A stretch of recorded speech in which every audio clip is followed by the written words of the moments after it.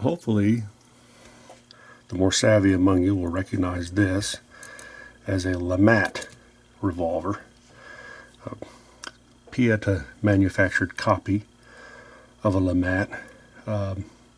Most famous in the U.S. because the Confederacy during the American Civil War was fond of these. Some Confederate generals were fond of these. Because it's a 9-shot percussion revolver and has a 20 gauge shotgun barrel that serves as the axis pin, the arbor upon which the cylinder rotates. This is not mine. This is one that I have agreed to try to work on. My lieutenant at work was having a conversation with a buddy of mine, and he mentioned that he had a good friend that owned a Le Mat revolver, thought it was really neat, and brought it in to show him. I happened to be in the office when he was showing it off, and we were admiring it. And see if you can tell me what's wrong.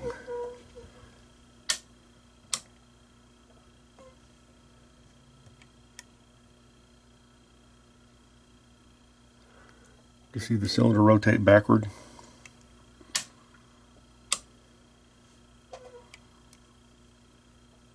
I thought, well, that's really weird. Why is it doing that?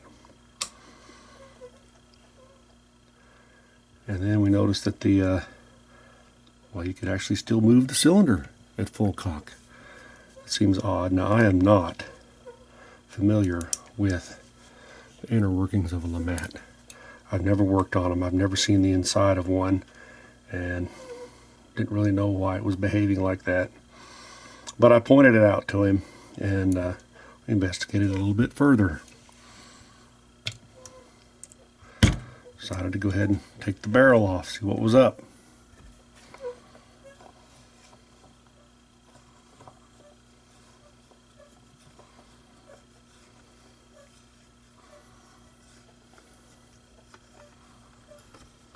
So far, everything was rather intuitive.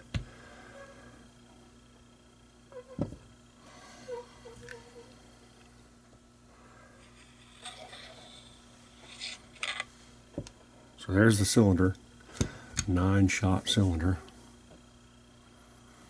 Now the originals were, I'm wanting to say 42 caliber, maybe.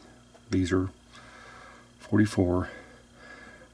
At first I noticed, well, there doesn't seem to be any kind of stop notches for it, and then noticed the back and saw that it's got all these little pinholes drilled into the back. And when you look at the face of this thing, there seems to be a pin,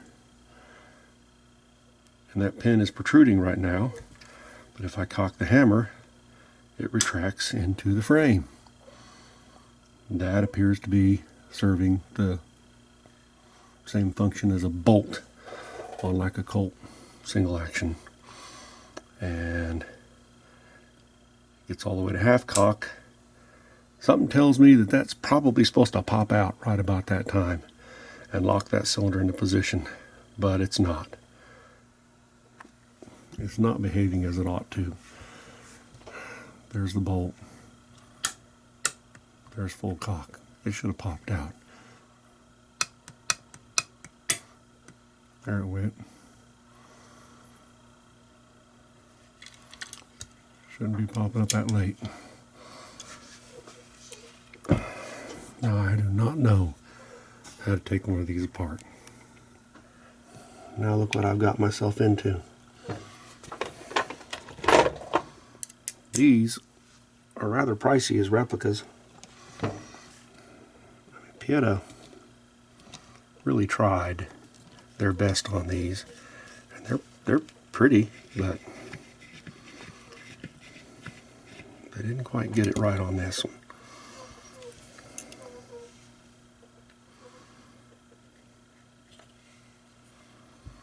Well, it's good that I'm getting in this thing anyway. You can see rust.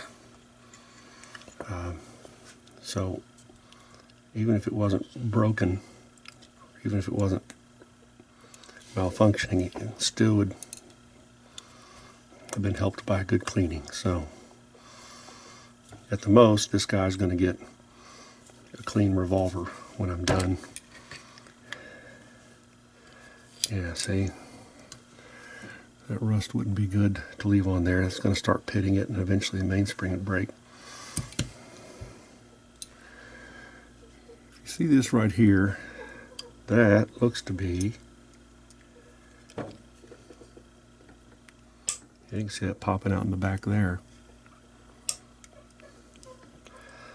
So that is a plunger arrangement, looks like.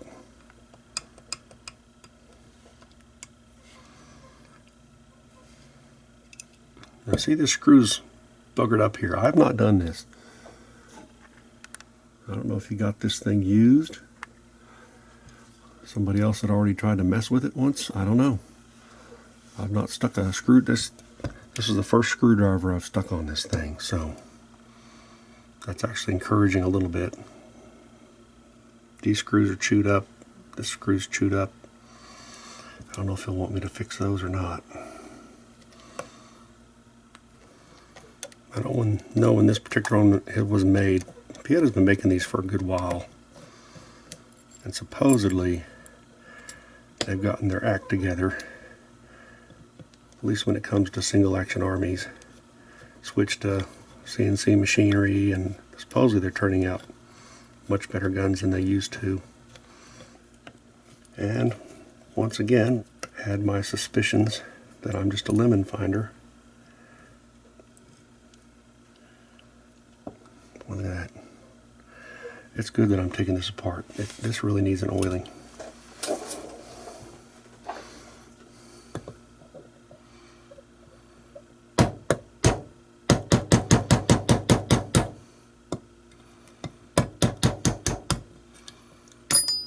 Boy, rusty's all get out.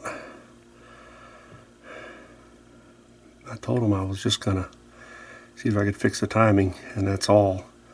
I wasn't going to do any kind of action work on it, really, because I don't know how. I'm not familiar with these, but that's...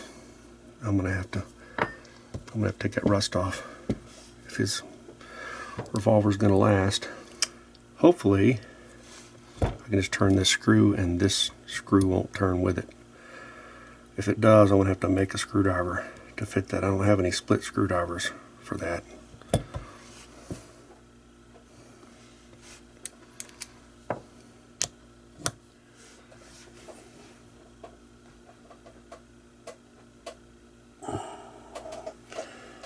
Let's see.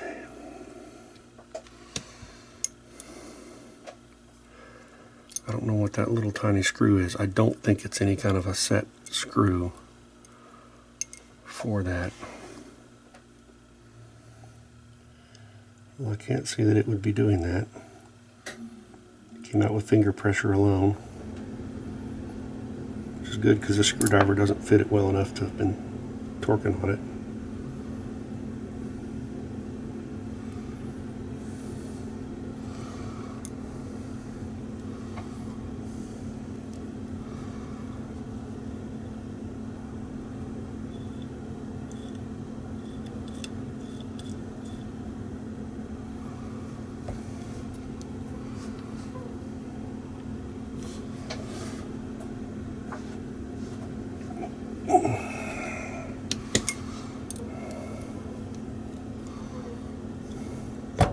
Well, it'll take me a break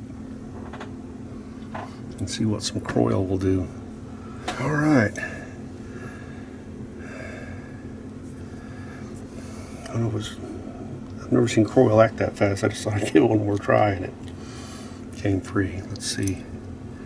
That's still staying where it is, so that's good.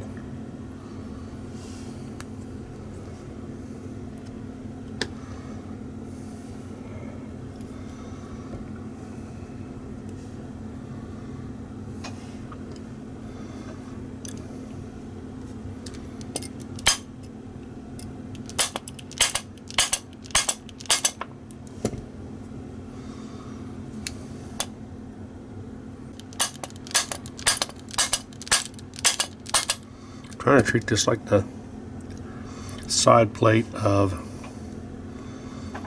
a revolver.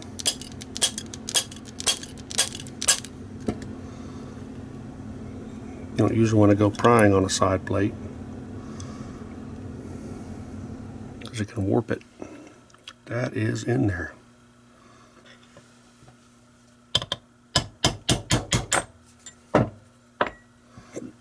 And it came off. There's a side plate.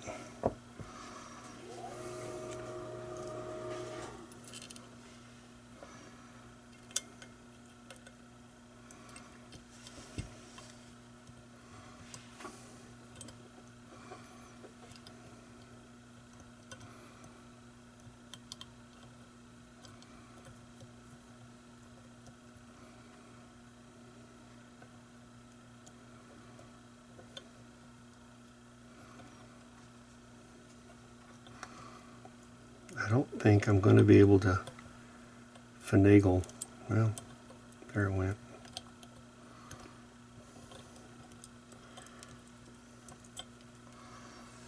There's the hand. Well, that's kind of a rough looking hand, let me tell you.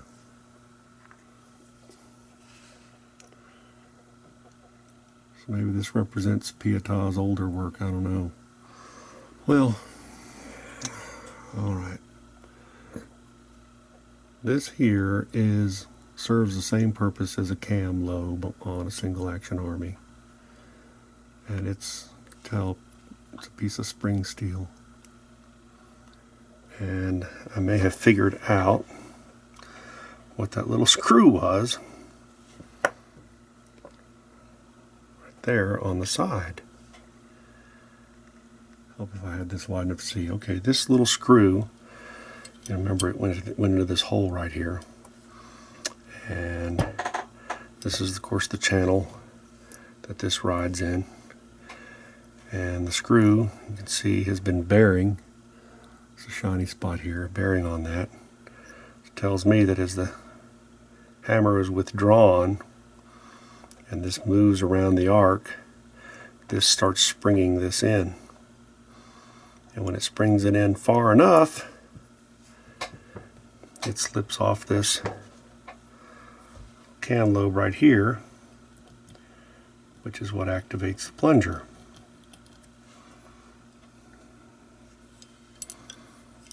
Well, it doesn't activate the plunger. It is part of the plunger. It's the side of the plunger. I'll stick this pin into there. You can see me withdraw that. That tells me that all somebody would have to do really is screw this in more deeply, and that would fix the timing issue. Yeah, I've got my work cut out for me on this rust removal. Looks like still caught it fairly early, so at least the thing will be free of rust. And I don't know if he stores it in a holster all the time. It was delivered to me in a holster, and it's got a little bit of spots on it I'll have to take off. I'd like to return this to him in as nice a condition as possible. According to my lieutenant, he's a really nice guy, really neat fella, and I'm sure he paid a pretty penny for this. So I'll see if I can't return it to him in good shooting order. Yeah, all this is going to need to be operational is just a good cleaning. Get rid of this god-awful rust. Look at this. That's really kind of a neat spring, too. I bet that wasn't easy for them to make. I mean, they've obviously copied an original, the way they've made that spring. Kind of a graceful taper there. I don't think I've ever seen a Uberti spring that nice. But, yeah, that rust is going to have to go. Because that's under tension there. Gets a bunch of rust pitting in it. This will break.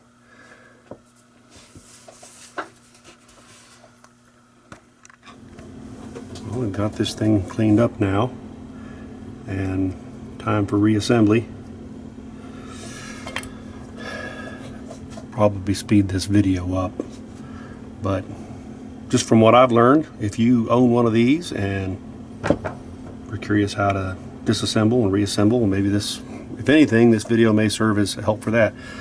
The cleanup, the mainspring took the longest. Those pits were so deep in there from that rust. I had to draw file it and do a lot of stoning, and then I polished it up. So now it's polished. What you want is a nice high polish on a spring in the area that's stressed. If there's any pits or deep scratches, that's where the stress risers are. That's what will lead to a broken spring. So hard part for this hammer. Hey, back in. All right. So if you're curious, I recommend you first on the hammer first, and you can nail the hand on there. All right.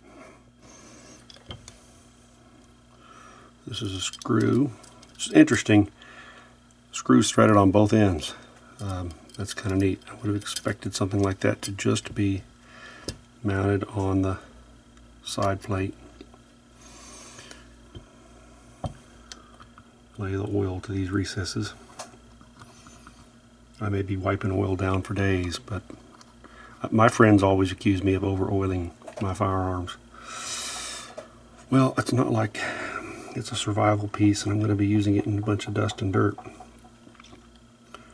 I want it to stay well lubed and last. Alrighty.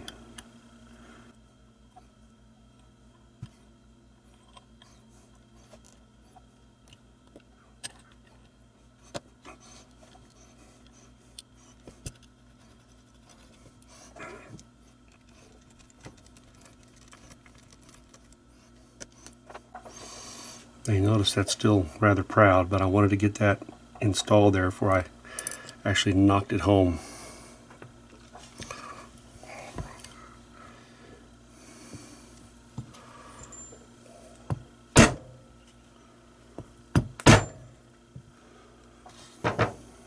Yeah, that's nice. Now I shall back this back out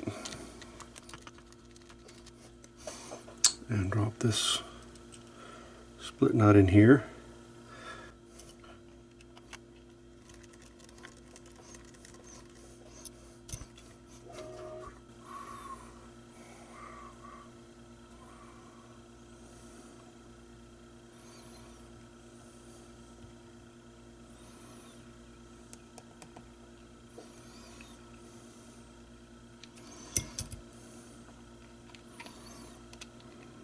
Ideally, I guess I should have a split screwdriver.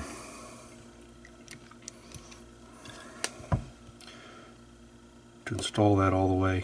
What I'm going to attempt to do is just tease it around before I tighten up the, this is very thin.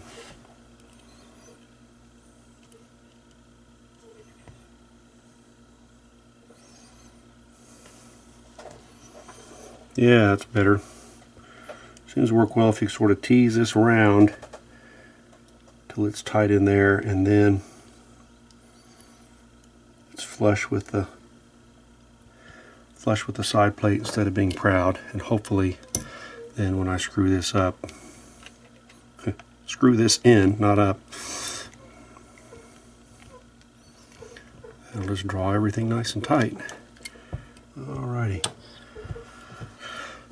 Now install this mainspring. I got to get a lot of oil on this thing. I don't want this thing to rust again. Just method of construction. It looked like there were lots of pits all along the back side. Not so worried about that because that's not under tension. It's under compression, so I didn't draw file it. I didn't really want to reduce the spring very much. I know the draw filing reduced it a smidge, just enough to get the pits off of it.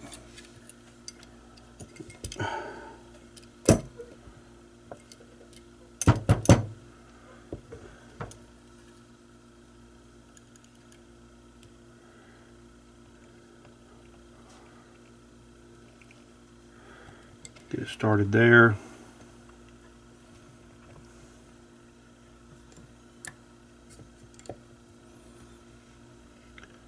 Flex it around that fulcrum. There we go.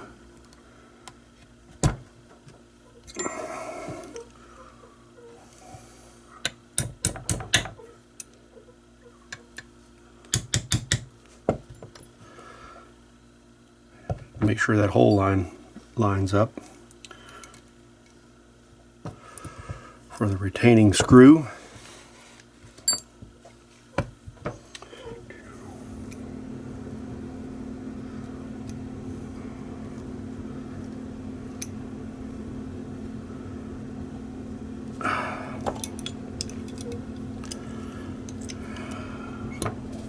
Now what we want to do is replace the trigger spring.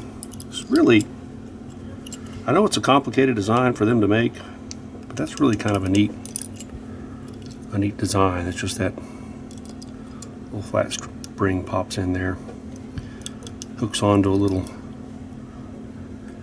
ledge there on the trigger.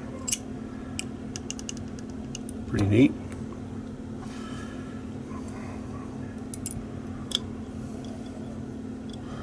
This lever here is also neat. It's really only held in by friction. I thought it had some sort of catch, that spring did something like temporarily catch it, but all that spring does is just push up on it. The only thing holding it really is friction within that slot.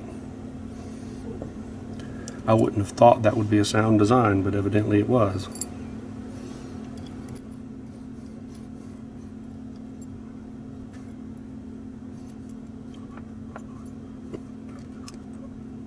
That's right. Yeah, that's right. It's interesting to me that just the trigger guard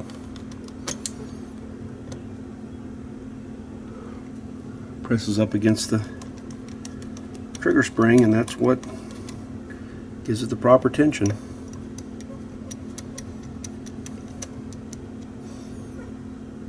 I'll tell you what, if the owner ever watches this video, I swear to him, I did not booger these screws up.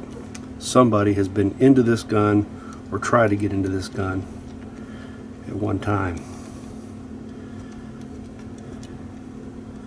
I don't know whether they gave up or not.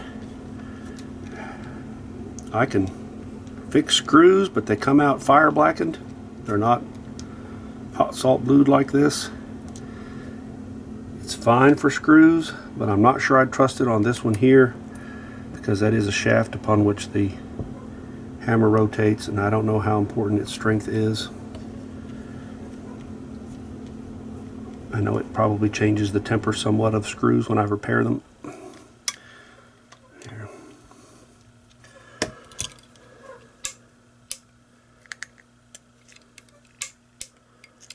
Alrighty. Now you notice I have not installed this yet. That'll be last. We'll go ahead and replace the grips.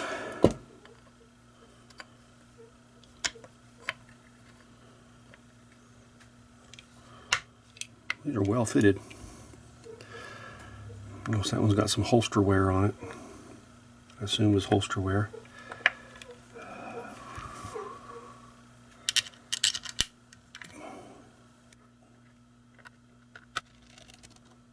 Snug those up finger tight. Don't want to crack your wooden grips.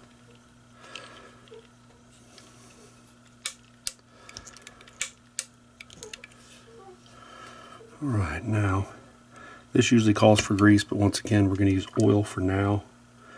These grooves are fouling grooves. You know, this is serving the same purpose as the arbor pin on like a Colt, but it's very, very large diameter pin. Again, I'm just going to flood this thing with oil right now.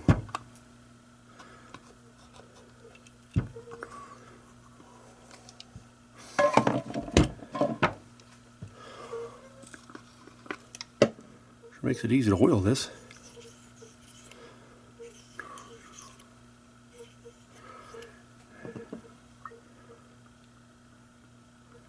Oil on the ratchets and each one of those little stop holes.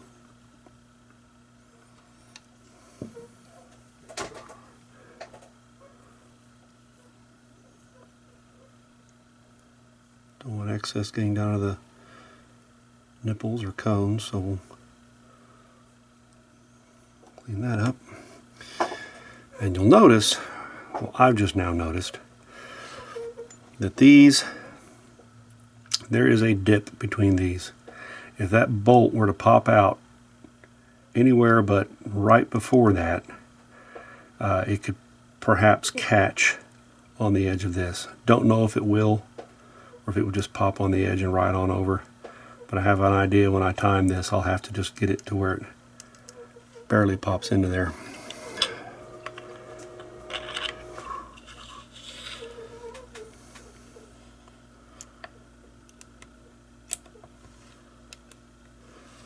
All right.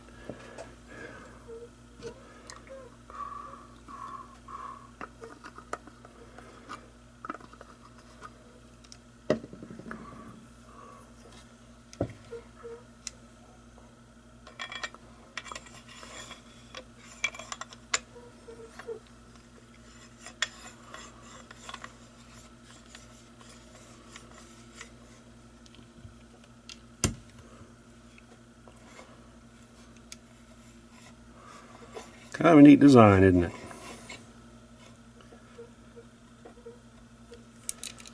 And then all you do is line the barrel up with the frame, mash that down, and friction's the only thing holding that on, but that keeps it from loosening. Just pop that up and unscrew it to get it off. I think this was the cavalry version. Not sure why they felt like it might be necessary to do that while you're riding a horse, but I think the other ones, the early ones, had some sort of screw that you withdrew and then unscrewed it. So,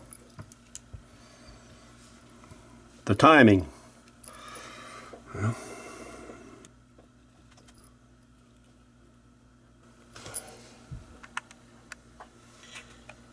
this is as much for my own edification later as anything. Alright, there it sits flush with the frame, and I bet the bolt's not popping out. So, tie a little bit more, half a turn, and still the bolt's not popping out. Half a turn more.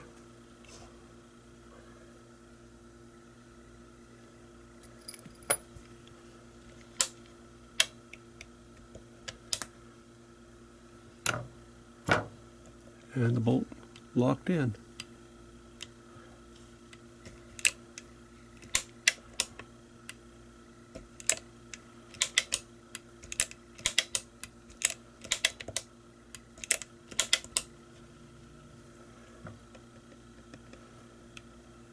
So that was all that was required. And then, I don't know, there's been other videos on these. This other nipple protruding out the back is what communicates the fire to the shotgun barrel underneath. And all they did to engage that was flip that down. And now that engaged that nipple. And when it was up out of the way, that nipple was just shrouded by the hammer and untouched. So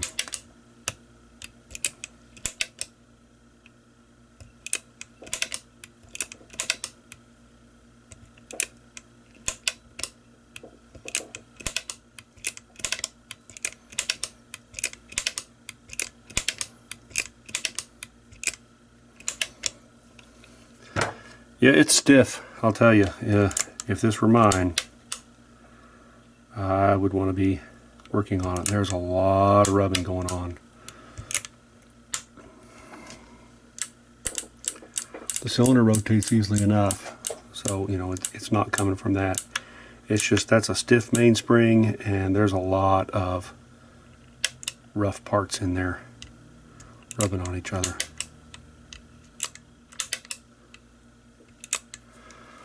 But where's that darn thing? Here we go. So there you have it. Sans loading lever. That is a LeMat revolver, a copy of a LeMat revolver. I don't know if they all said Colonel LeMat on them, but this one does. As manufactured by Pietta. Maybe I'll look up that serial number range sometime and find out when it was actually made. And he did ask me to shoot this, so I'll have to go to the range with it. Don't know if I'll include that with this video, or maybe this will be the teaser video. Range video will follow.